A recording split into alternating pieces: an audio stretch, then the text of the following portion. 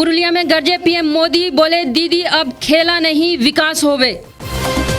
दिवंगत सांसद के अंतिम दर्शन को उमड़ी भीड़, मुख्यमंत्री जयराम समेत कई सहयोगियों ने दी श्रद्धांजलि। हिमाचल में राजकीय उत्तरदायित्व और बजट प्रबंधन संशोधित विधेयक पास, विरोध में विपक्ष ने किया वॉकआउट।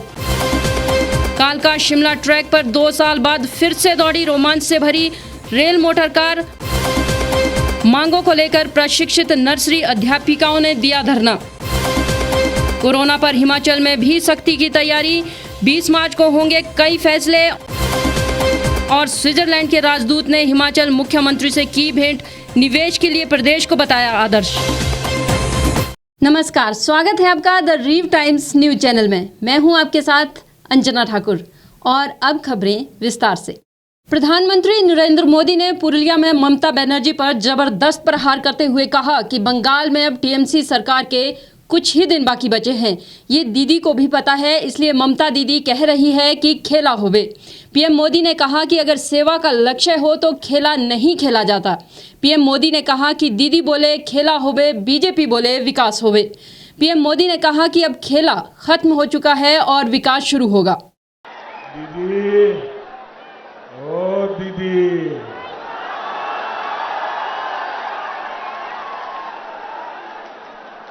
বাংলার ভাই বোনেদের চিন্তার খেলা আপনি 10 বছর খেলেছেন। খেলা শেষ হবে, বিকাশ আরম্ভ হবে।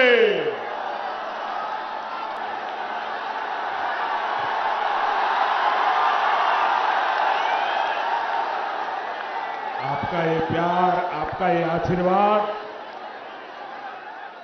ये बंगाल का मिजाज है। प्रधानमंत्री नरेंद्र मोदी ने आज पुरुलिया में टीएमसी पर एक के बाद एक तीखे प्रहार करते हुए कहा कि बंगाल की तबाही का कारण टीएमसी और उनकी ही सरकार है। उन्होंने कहा कि ऐसे दौर में भी ममता दीदी ने अपने स्वार्थों के लिए बंगाल को बर्बाद कर दिया। पश्चिम बंगाल में टीएमसी के दिन अब गिनती के ही रह गए हैं और ये बात ममता दीदी भी अच्छी तरह समझ रही है और इसलिए वो कह रही है खेला होवे, खेला होवे। जब जनता की सेवा की प्रतिबद्धता हो, जब बंगाल के विकास के लिए दिन रात एक करने का संकल्प हो, तो दीदी खेला नहीं खेला जाता, दीदी खेला नहीं खेला जाता। बीजेपी बोले चाकरी होवे, दीदी बोले खेला होवे, बीजेपी बोले विकास होवे। दीदी बोले खेला होवे, बीजेपी बोले शिक्षा होवे। दीदी बोले खेला होवे, बीजेपी बोले महिलादेर उत्थान होवे। दीदी बोले खेला होवे, बीजेपी बोले যুব শক্তির संपूर्ण विकास होवे। अपने संबोधन में उन्होंने कहा कि पुरुलिया क्षेत्र की कनेक्टिविटी को सुधारना जरूरी है। बंगाल के हर हिस्से को रेल नेटवर्क से जोड़ना भी हमारी प्राथमिकता है। पीएम मोदी ने कहा कि 2 मई के बाद जब बीजेपी की सरकार बनेगी तो बंगाल में रेलवे के बाकी प्रोजेक्ट पर तेजी से काम शुरू होगा।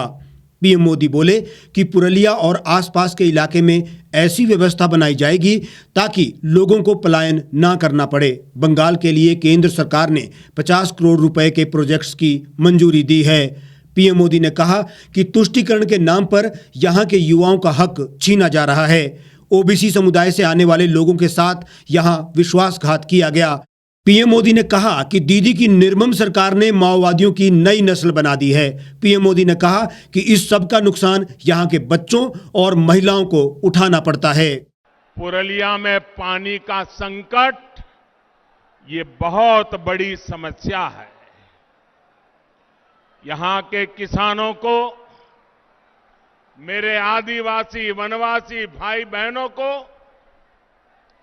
इतना पानी भी नहीं मिलता कि वो सही से खेती कर सकें।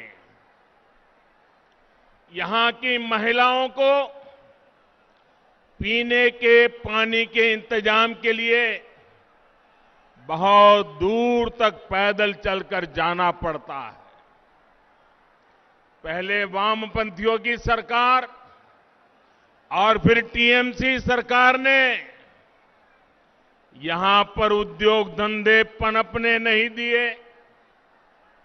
फिर यहां जितना सिंचाई के लिए काम होना चाहिए था वो भी नहीं हुआ।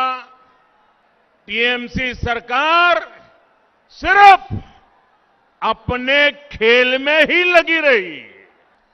इन लोगों ने पुरलिया को दिया है जल संकट से भरा जीवन।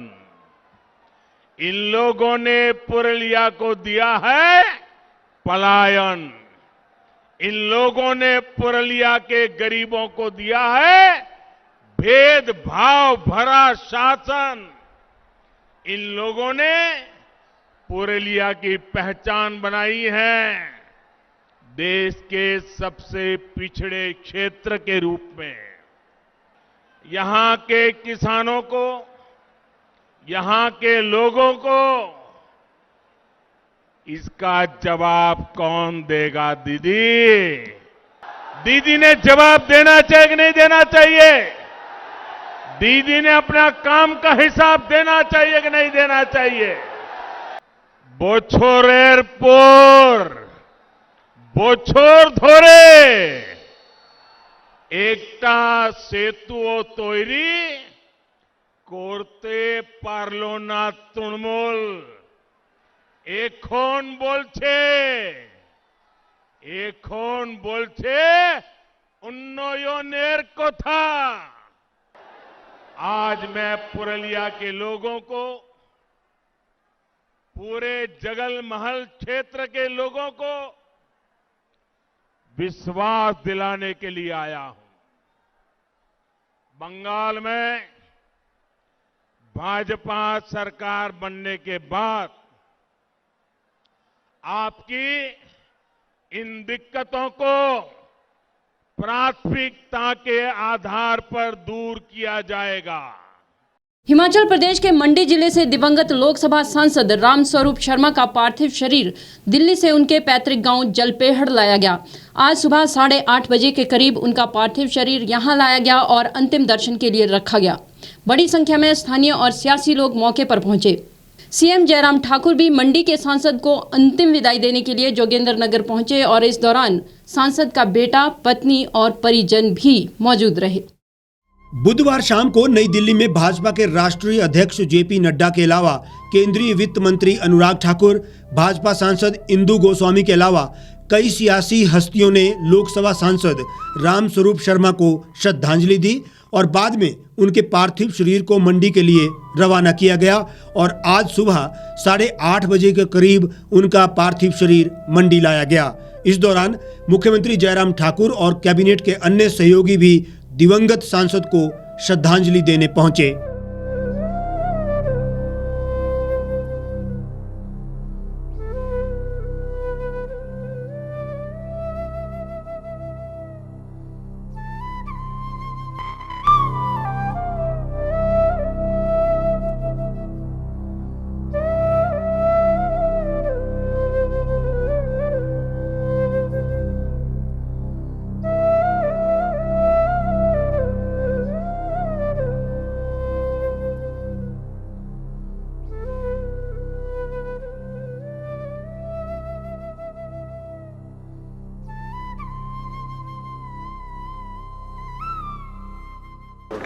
हम सब लोगों के लिए ये बहुत बड़ा सदमा है।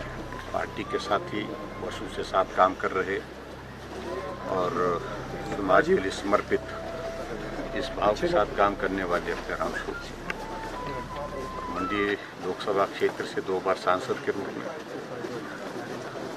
और सबसे बड़े अंतर से आज तक जीतने वाले राम स्वरूप जी, वो हमारे बीच में नहीं रहे। सूचना मिली, विश्वास नहीं हुआ, लेकिन जब बाकी लोगों से और लोगों से बातचीत हुई तो कहा कि ये सत्य है, इसे स्वीकार करो। राम स्वरूप जी का पार्टी के अंदर एक अलग स्थान था। कार्यकर्ता के नाते सहजता, सरलता, लोगों से मिलना, मिलनसार होकर के काम करना और अपने क्षेत्र के, लोकसभा क्षेत्र के मसलों को हमेशा उठाना, फ़ोन करना, पत्र लिखना, फिर उसके बाद उसका फॉलोअप करना, ऐसा उनका स्वभाव। कार्यकर्ता के लिए काम करना और समाज के लिए काम करना, तो ये स्वाभाविक रूप से हमारे लिए तो बहुत बड़ी क्षति है, पार्टी की दृष्टि से भी, परिवार के लिए, उनके परिवार को भी बहुत बड़ा ये आघात है। ईश्वर को इस दुख को सहन करने की ताकत दे, ऐसी मैं प्रार्थना करता हूँ। और राम स्वरूप जी के जो स्वप्न को साकार करने के लिए हम सब लोग काम करें। हिमाचल प्रदेश में जहाँ इस मंडी लोकसभा क्षेत्र की अगर हम बात करें, जिन मुद्दों को लेकर के हमेशा वो सक्रिय होकर के अपनी बात कहते रहे, उन मुद्दों को लेकर के आने वाले समय में जो संभव हो पाएगा जो है, परिवार के सभी सदस्यों से बातचीत करने के बाद ही सारे विषय में कुछ सोचा जा सकता है। लेकिन उसके बावजूद भी जो घटना हुई है, घटना के मामले में मामला दर्ज है और उसमें इन्वेस्टिगेशन की जांच की दृष्टि से दिल्ली में पहले ही मामला दर्ज है। जांच की प्रक्रिया वहां पर चली हुई है। वहीं सांसद के निधन के चलते शिवरात्रि के सभी सांस्कृतिक कार्यक्रम रद्द करने का निर्णय लिया है। हालांकि धार्मिक महत्व की सभी गतिविधियां यथावत आयोजित होंगी। मेले में आयोजित की जा रही खेल और देवलू नाटी और देव बजंतरी प्रतियोगिताओं को भी रद्द कर दिया गया है। वहीं प्रदेश कांग्रेस अध्यक्ष कुलदीप राठौर ने कहा कि जिन हालातों में मौत हुई है उसकी गंभीरता को देखते हुए हम सीबीआई जांच की मांग करते हैं। देखिए, ये बहुत दुखद घटना है। कल जब हमें ये समाचार मिला कि राम स्वरूप जी जो मंडी लोकसभा से सांसद थे, उन्होंने आत्महत्या की, पूरे प्रदेश में जो है शोक की लहर दौड़ गई। क्योंकि किसी भी नेता का इस तरह का दुखद अंत होता है तो निश्चित तौर पे जो है ये निराशा का विषय। उनकी जो मौत है वो बहुत सारे सवाल छोड़ गई। जिस ढंग से उनकी मृत्यु हुई, उनका शव पंखे से झूलता हुआ मिला और ये कहा जा रहा है कि उन्होंने आत्महत्या की। जिस संदिग्ध परिस्थितियों में उनकी जो है मौत हुई, मुझे लगता है कि कहीं ना कहीं दाल में काला है। क्योंकि एक ऐसा व्यक्ति जो दूसरी बार सांसद चुना गया, दिल्ली में और हिमाचल में उनकी सरकारें हैं और परिवार में भी सब कुछ ठीक ठाक चल रहा था, अचानक ऐसा कौन सा कारण बना कि उनकी इस तरह से उनको आत्महत्या के लिए मजबूर होना पड़ा। क्योंकि हमने भारतीय जनता पार्टी के जो वरिष्ठ नेता हैं उनके बयान भी सुने हैं, पढ़े भी हैं। शांता कुमार जी ने कहा कि मुझसे भी उनकी एक दिन पूर्व बड़ी लंबी बात हुई। मुख्यमंत्री जी भी कहते हैं कि जब दिल्ली मिले तो वो पूरे सक्रिय थे। तो अचानक एकदम से ऐसे के हालात बने कि उनको जो है मौत को गले लगाना पड़ा। ये सारे ऐसे विषय जिसमें गहन जांच की ज़रूरत है, लेकिन अभी तक कोई जो है पुख्ता बात सामने नहीं आई है कि कौन से कारण है। क्योंकि उनका जो सुसाइड नोट है वो भी जो है प्राप्त नहीं हुआ। इसकी गहन जांच होनी चाहिए। तो प्रदेश की जनता को जानने का हक है कि कौन सी ऐसे हालात बने कि उनको मौत को जो है गले लगाना पड़ा। मैं मुख्यमंत्री महोदय से भी निवेदन करता हूं कि वो भी जांच की मांग उठाए और कांग्रेस पार्टी जो है पुरजोर मांग करती है कि पूरी घटनाक्रम की जो है सीबीआई से जांच होनी चाहिए ताकि जो सत्य है वो सामने आ सके। हिमाचल प्रदेश द्वारा कर्ज लेने की सीमा को बढ़ाने पर सरकार और विपक्ष आमने सामने आ गए हैं। दरअसल हिमाचल प्रदेश विधानसभा में वीरवार को राजकोषीय उत्तरदायित्व और बजट प्रबंधन संशोधन विधेयक पास कर दिया गया, जबकि विपक्ष लगातार इस मुद्दे को लेकर प्रदेश सरकार का विरोध कर रहा है। विरोध के तौर पर विपक्ष ने सदन से वॉकआउट कर दिया। कांग्रेस का तर्क है कि प्रदेश की भाजपा सरकार संख्या के बल पर कई ऐसे फैसले ले रही है जो प्रदेश हित में नहीं है। कर्जधारी नहीं चलेंगे, नहीं चलेंगे, नहीं चलेंगे, कर्जधारी नहीं चलेंगे, नहीं चलेंगे, नहीं चलेंगे, धक्काशाही नहीं चलेगी, नहीं चलेगी, नहीं चलेगी। वीरवार को कांग्रेस ने सदन से कर्ज के मुद्दे पर वॉकआउट कर दिया। जैसे ही सदन में हिमाचल प्रदेश विधानसभा में वीरवार को राजकोषीय उत्तरदायित्व और बजट प्रबंधन संशोधित विधेयक पास हुआ तो विपक्ष ने कर्ज की लिमिट बढ़ाने का विरोध किया। कुछ देर में ही सदन का माहौल गर्मा गया और कांग्रेस ने सदन से नारेबाजी करते हुए वॉकआउट कर दिया। अपने बजट डॉक्यूमेंट में लिख दिया है कि केंद्र ने हमें कह दिया है कि आप कोरोना के टाइम में भी जो आपके खर्चे होंगे वो आप जो है इस तरीके से कर्जों के माध्यम से पूरा कर लो, हम नहीं दे सकते। एक भारत की सरकार जो है एक राज्य को मदद करने के लिए तैयार नहीं है। ये इनकी असफलताओं की एक बहुत बड़ी कहानी है। इसका मतलब ये तो नहीं है कि जो सरकार सत्ता में आती है उसको सारे अधिकार होते हैं, लेकिन उनको ये भी देखना है कि हिमाचल प्रदेश के जो है आने वाली पुश्तें जो है वो ठीक रहे, आने वाली नस्लें जो है कहें कि हमारे जो पहले के लोग थे उन्होंने अच्छा काम किया, लेकिन इन्होंने जो है कानून लेके आ गए, कानून को अब धक्के से संख्या बल पे पारित कर रहे हैं। आप बताएं, ये तो वैसे ही कॉन्ट्राडिक्टरी है। अगर ये लिमिट में रहे होते और इन्होंने कोई तो वो ना किया होता, लिमिट जंप ना की होती, तब तो कानून लाने की जरूरत ही नहीं थी। ये कानून लेके आए हैं और ये आज का दिन बहुत दुर्भाग्यपूर्ण दिन है। वैसे भी दुर्भाग्यपूर्ण है कि आज हमारे सांसद जो है नहीं रहे हैं और उनका संस्कार हो रहा है। दूसरी तरफ हिमाचल प्रदेश विधानसभा में हम आने वाली पुश्तों का भविष्य खराब कर रहे हैं कि और हम जो है कर्ज लेने की लिमिट को डबल कर रहे हैं। इसलिए हमने विरोध किया। हम ऐसे कानून की पार्टी नहीं हो सकते, लेकिन ये कोई तरीका नहीं है कि आपका कानून बना के कर्जे के प्रावधानों को जो है लागू करो। नेता प्रतिपक्ष ने कहा कि प्रदेश सरकार केंद्र के इशारों पर ऐसे निर्णय ले रही है जो प्रदेश की जनता के हित में नहीं है। उन्होंने कहा कि हम ऐसे कानून का हिस्सा नहीं बन सकते जो प्रदेश के भविष्य को खराब करे। उन्होंने कहा कि आज का दिन हिमाचल के इतिहास का काला दिन है। आज का दिन एक काला दिवस है हिमाचल प्रदेश के इतिहास में। हिमाचल प्रदेश सरकार धक्के से कानून पारित कर रही है अपने जो है संख्या बल के आधार पे, और कर्जे की लिमिट डबल करने जा रही है। केंद्र से मदद लेने की बजाय जो केंद्र को पैसा देना चाहिए था वो केंद्र ने दिया नहीं। केंद्र ने इनको कह दिया कि आप कर्जा ले लो। ये कानून लेके आ गए। FRBM कानून में पहली दफ़ा जो है कानून लेके आए जिसमें ये कहा गया है कि 3% की बजाय लिमिट 5% तक बढ़ाई जा रही है। बजट में इन्होंने एक भी बार नहीं लिखा कि ये साल के दौरान कर्जा लेंगे। पिछले साल भी नहीं लिखा, उससे पिछले साल भी नहीं लिखा कि कर्जे लिए जाएंगे। जबकि हिमाचल प्रदेश में इस साल की प्रोजेक्शन जो है दी हुई बजट में 70,000 करोड़ की है, और बाय द एंड ऑफ जब ये गवर्नमेंट जाएगी प्रोजेक्शन जो है 85,000 करोड़ पे चली जाएगी। यानी ये सरकार 35,000 करोड़ के कर्जे लेंगे। और अब ये जो है अपने पाप छुपाना चाह रहे हैं और ये कह रहे हैं कि पुरानी सरकारों ने ये किया, हमें कर्जे वापस करने हैं। ये हर सरकार को करना पड़ता है, लेकिन इतने बड़े पैमाने पे कर्जे लिए जाएं और वो उसके लिए कानून लाया जाए। 2019-20 के लिए कानून लेके आ गए हैं और हमने इनको कहा है कि आप ऐसे मत करो। आप इसको करने की बजाय जो है कैबिनेट इस पे पुनर्विचार करे। नंबर 1, आप यहाँ से जो है इस बिल को वापस ले लो। आप इसको जो है सेलेक्ट कमेटी को भेज दो, या जो है आप जो है सारी कैबिनेट जो है दिल्ली जाए, प्रधानमंत्री से मिले, वित्त मंत्री से मिले और केंद्रीय वित्त राज्य मंत्री से मिले और उनको बताएं कि हमें जो है फाइनेंशियल पैकेज दिया जाए, हमारी मदद की जाए। आप कह रहे हैं कि हम डबल इंजन की सरकार हैं, ट्रिपल इंजन की सरकार हैं। अगर आपके इंजन काम करते हैं तो आप ये पैसा जो है केंद्र से लेके आओ। आप अगर आज ये आप कर्जा लेने की लिमिट बढ़ाएंगे और जो है आने वाले टाइम में महंगाई बढ़ेगी, इन्फ्लेशन बढ़ेगी और जो है हर हिमाचली पे जो है कर्ज बढ़ेगा। और इसलिए हमने इनको बार बार रिक्वेस्ट की कि बोरिंग को सोर्स मत बनाओ आप, और आप जो है हिमाचल के लोगों को ऐसी जगह पहुंचा दोगे जहां वित्तीय बैंकरप्सी हो गई। और हिमाचल फाइनेंशियल बाइबल यूनिट नहीं रहेगा। अगर 1 लाख करोड़ को ये कर्जा पहुंच जाता, जब हिमाचल बना था तो उसमें भी आया था कि ये हिमाचल कोई फाइनेंशियल बाइबल यूनिट नहीं है और केंद्र मदद करेगा।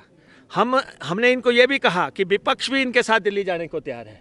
आप यहाँ से जो है हाउस में रेजोल्यूशन पास करो और ये कहो कि हमारी वित्तीय स्थिति ठीक नहीं है, हम कर्जे पे आश्रित हो गए, कर्जे बहुत ज़्यादा हो गए हैं, इसलिए केंद्र हमारी मदद करे और केंद्र हमें जो है फाइनेंशियल पैकेज करे। जो टोटल कर्जा है केंद्र जो है, जो अब तक जो 60,000 करोड़ का 61,500 करोड़ का है, वो केंद्र एक मुश्त माफ़ करे, केंद्र माफ़ करे और ताकि हिमाचल एक नई शुरुआत कर सके।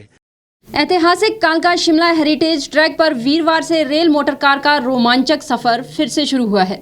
करीब 2 साल बाद सैलानियों ने हिमाचल के सर्पीले रेल ट्रैक पर प्राकृतिक वादियों से लबरेज सफर का आनंद उठाया।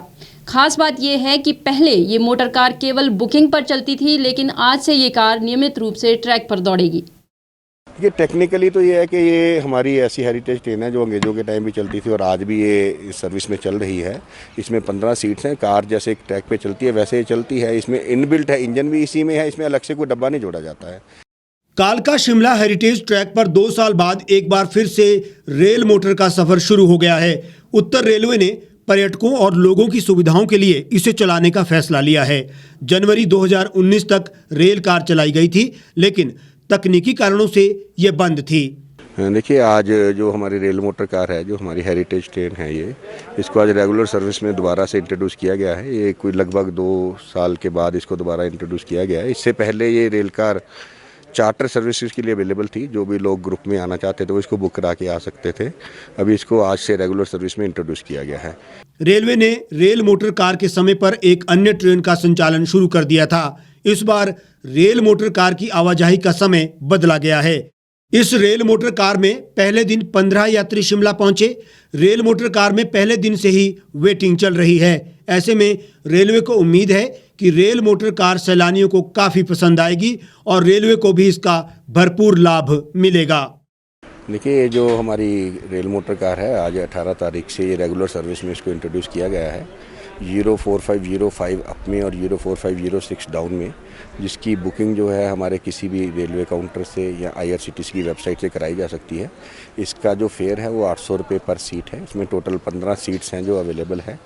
आज पहले दिन इसमें 7 सवारियों ने कालका से शिमला के लिए सफ़र किया है और ये गाड़ी जो कालका से 5:25 पे सुबह चलती है और शिमला में 9:50 पे पहुंचती है और यहाँ से इसका जो वापसी का समय है वो 11:40 है और कालका में पहुंचने का समय जो है इसका 16:30 है।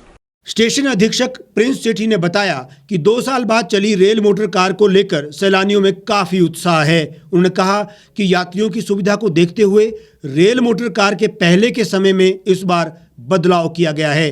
इसकी बुकिंग कहीं से भी की जा सकती है। इसमें टोटल 15 सीट्स हैं, जिसमें से आज 7 लोग इसमें आए हैं और कल मैंने चेक किया था, आने वाली गाड़ी पूरी की पूरी फुल है। परसों भी आने वाली गाड़ी पूरी की पूरी फुल है, मतलब फुल कैपेसिटी पे बुकिंग है इसकी कल और परसों भी आने वाली में। और इसका जो किराया है वो 800 रुपये है जो निर्धारित किया गया है। देखिए, इसका जो कालका से चलने का समय है वो 5:25 है। शिमला में इसके पहुँचने का जो समय है वो 9:50 है और शिमला से इसका वापस जाने का समय 11:40 है और ये कालका में 16:40 पे पहुँचेगी। हाँ, देखिए, यही इसकी खासियत है कि ये एक ऐसी हेरिटेज ट्रेन है जो अंग्रेज़ों के टाइम में भी चलती थी और आज भी चल रही है। बाकी तो हमारे सभी कोचेज़ वगैरह मॉडिफाइड भी होते रहे हैं बीच बीच में, तो ये वही इसका जो स्ट्रक्चर है वैसे का वैसा ही है और ये लोगों की इसी वजह से पहली पसंद है कि लोग इसको एंजॉय करते हैं एज ए हेरिटेज ट्रेन। हाँ, देखिए, ये तो रेल मोटर कार है क्योंकि जो हमारे नॉर्मली जो इंजन्स होते हैं वो बोथ फेस चलते हैं, वो आगे भी चलते हैं पीछे भी चलते हैं, तो उनको घुमाने की ज़रूरत नहीं पड़ती है। तो ये रेल मोटर कार है, just car on A track जिसको हम बोलते हैं। तो इसमें क्या है कि ये एक ही साइड को चलती है, तो जैसे अब कालका से शिमला आती है तो एक साइड को आ गई जैसे, तो वापसी जाने के लिए इसको शिमला से इसको कालका जो इसका फेस है वो कालका साइड करना पड़ता है। तो उसके लिए हमारे पास यहाँ पे टर्न टेबल अवेलेबल है जहाँ पे इसको रख के इसको घुमाया जाता है और इसका जो फेस है वो कालका की तरफ किया जाता है। पिछले करीब 2 दशकों से तैनाती का इंतजार कर रहे प्रशिक्षित नर्सरी अध्यापिका संघ के सदस्यों ने आज धरना प्रदर्शन किया। इस दौरान एनटीटी ने सरकार से मांग की कि स्कूलों में जो प्री प्राइमरी कक्षाएं शुरू की गई हैं उनमें एनटीटी को ही तैनाती दी जाए और आंगनवाड़ी कार्यकर्ताओं को इस दायरे से बाहर रखा जाए। इसके साथ ही बैच वाइज भर्ती की मांग भी संघ ने की है।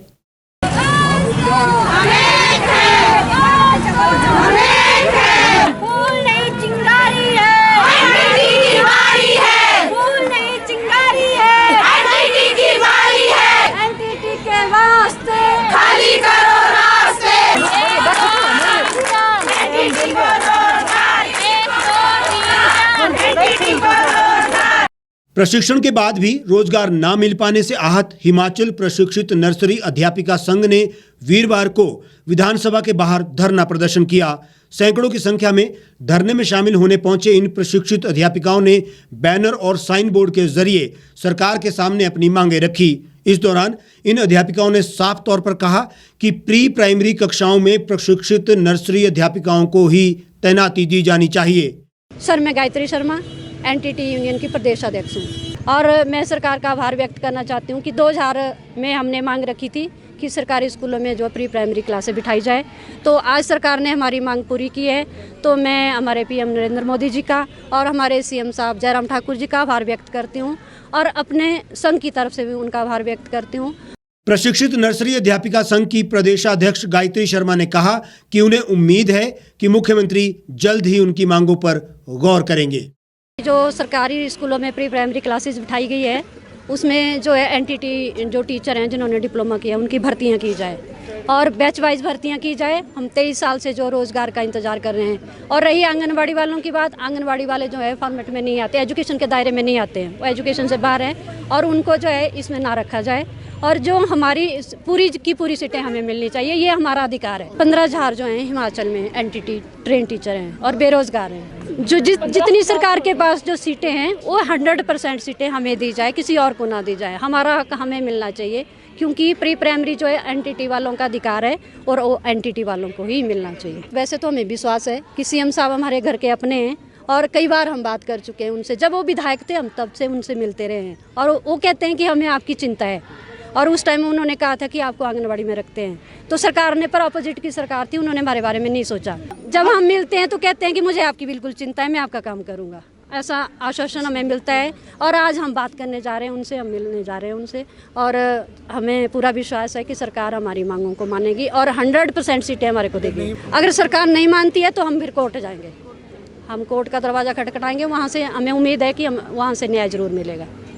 हिमाचल प्रदेश में कोरोना वायरस से ज़्यादा प्रभाव वाले क्षेत्रों में माइक्रो कंटेनमेंट जोन बनाए जाएंगे। सीएम जयराम ठाकुर ने कहा कि प्रधानमंत्री नरेंद्र मोदी ने इस तरह के निर्देश जारी किए हैं। हिमाचल में सामाजिक भीड़ पर अभी कोई रोक नहीं लगाई गई है, लेकिन इस बारे में 20 मार्च तक फैसला लिया जा सकता है। पंजाब में कोरोना के मामलों में उछाल आने के बाद हिमाचल भी अलर्ट हो गया है। ऐसे में यहां पर भी सख्ती की तैयारी है। इसी कड़ी में ऊना में होने वाले प्रसिद्ध मैडी मेले पर भी इसका असर पड़ सकता है। इस मेले में पंजाब से भारी संख्या में श्रद्धालु आते हैं, लेकिन इस बार इस संख्या को नियंत्रित करने के निर्देश जारी किए गए हैं। इसके अलावा दूसरे आयोजनों में भी भीड़ को लेकर 20 मार्च को होने वाली बैठक में फैसला लिया जाएगा और ये तय किया जाएगा कि आने वाले समय में कोरोना महामारी पर किस तरह से नियंत्रण किया जाए। हिमाचल प्रदेश में कोरोना वायरस के मामलों में उछाल पर कड़े फैसले लिए जा सकते हैं। इसके साथ ही ऊना में होने वाले मैडी मेले पर भी एसओपीज को सख्ती से लागू करने को कहा गया है। मुख्यमंत्री जयराम ठाकुर ने कहा कि वो श्रद्धालुओं की आस्था का सम्मान करते हैं, लेकिन कोरोना को देखते हुए मैडी मेले में इस बार ज्यादा भीड़ ना लगे, इसके लिए प्रयास किए जा रहे हैं। इसी तरह अन्य आयोजनों को लेकर भी 20 मार्च को निर्णय लिया जाएगा। उन्होंने कहा कि मेलों और अन्य कार्यक्रमों के उत्सव के दौरान एसओपी का कड़ाई से पालन किया जाएगा। हम सारी चीज़ से चिंतित है क्योंकि हमारा पड़ोसी प्रदेश है और पड़ोसी प्रदेश का हमारे हिमाचल प्रदेश में आना जाना भी काफ़ी सारे बिजनेस के सिलसिले में आना होता है, चाहे वो टूरिस्ट बन करके आना होता है वो भी। और अभी मुझे मालूम पड़ा कि ऊना में एक बहुत बड़ा मेला होता है, मैडी मेला, जिसमें लगभग 15-16 लाख से ज़्यादा लोग उसमें पार्टिसिपेट करते हैं। तो उसके लिए हमने, हालांकि कैबिनेट में हमने एक डिसीजन लिया था कि उसमें थोड़ा रिस्ट्रिक्शंस करें, एसओपी बनाने के लिए हमने बोल दिया है। एक मेले को रोकना वो संभव नहीं है और ठीक भी नहीं है, उचित भी नहीं है। मेले रोकने हो तो फिर सब रोकने पड़ेंगे, लेकिन पर्टिकुलरली वहाँ सारा का सारा जो श्रद्धालुओं का नंबर आएगा वो सारा पंजाब से आएगा और पंजाब में इस वक्त केसेस ज़्यादा बढ़े हैं। ऐसे में हमने वहाँ पर एसओपी को स्ट्रिक्टली फॉलो करने के लिए बोला हुआ है और मैं वहाँ के पंजाब के मुख्यमंत्री जी से भी आज बात करने वाला हूँ इस सिलसिले में कि कम से कम ये मैडी मेले के लिए जो जिस प्रकार से वो ट्रकों में वो तह लगा करके आ जाते हैं, एक एक ट्रक में 100 लोग आ जाते हैं उसमें, तो उसको थोड़ा सा किस तरह से रोका जा सकते हैं। धार्मिक भावनाओं का हम सम्मान करते हैं, लेकिन फिर भी संकट ये अलग तरह का है, उसमें थोड़ी सी परहेज करने की बात करेंगे। निश्चित रूप से इन सारी बातों पर भी अब विचार, अभी तक सोशल गैदरिंग पे हिमाचल प्रदेश में हमने इंटरनल इसमें जो है अभी तक रोक नहीं लगाई है। हम थोड़ा सा 20 तारीख तक थोड़ा इंतज़ार करेंगे, 19 तारीख 20 तारीख तक 2-3 दिन और करेंगे।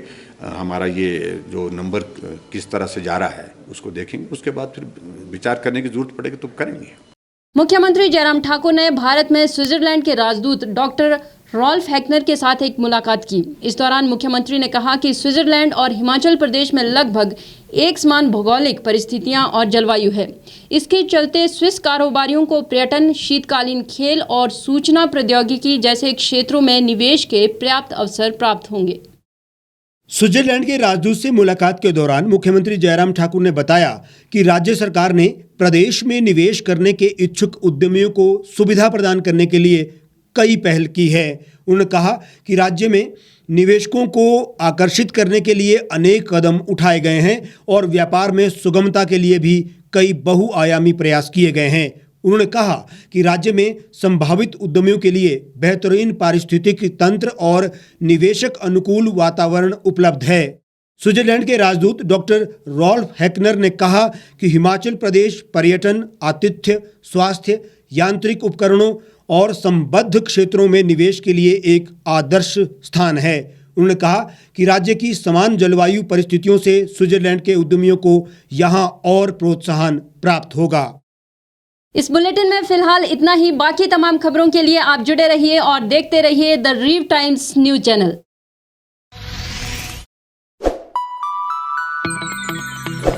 खबरों में बने रहने के लिए सब्सक्राइब करें द रीव टाइम्स, लाइक और शेयर करना ना भूलें। गांव की चौपालों से लेकर संसद के गलियारों तक, गृहिणी के चूल्हे से लेकर निवेश और बाजारों तक, किसानों के हाल से लेकर खेत और खलिहानों तक, शिक्षा और स्वास्थ्य से लेकर खेल के मैदानों तक, संसद के प्रधान से लेकर पंचायत के पंच तक, सेंट्रल हॉल से लेकर ग्राम सभा के मंच तक, हर खबर पर रहेगी हमारी पैनी नजर।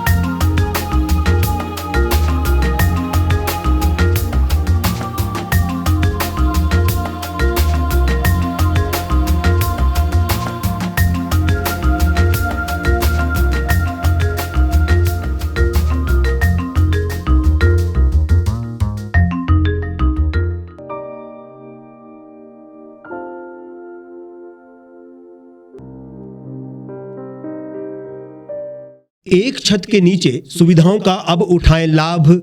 रीव ई मार्ट में अब पाएं अपनी रसोई के लिए गुणवत्ता और सस्ते दामों पर राशन सामग्री। दालें हो या हो मसाले, आपका किचन ई मार्ट संभाले। उच्च गुणवत्ता और दामों में बेहतरीन रीव ई मार्ट में पधारें और पाएं अपनी पसंद के सभी उत्पाद, या फिर करें ऑनलाइन ऑर्डर और पाएं घर द्वार पर ही सुविधा। आज ही संपर्क करें फोन नंबर 8219694079 पर, बाईपास रोड, शनान, संजौली, शिमला।